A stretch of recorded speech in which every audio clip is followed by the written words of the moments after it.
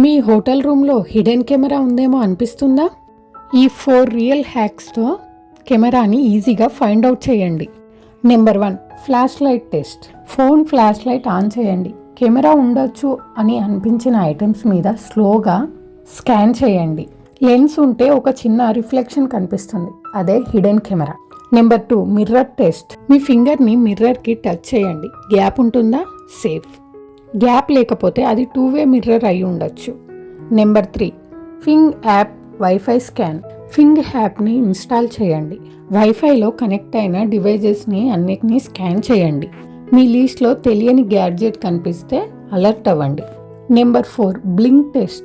Room lights off చేయండి. Phone camera open చేయండి.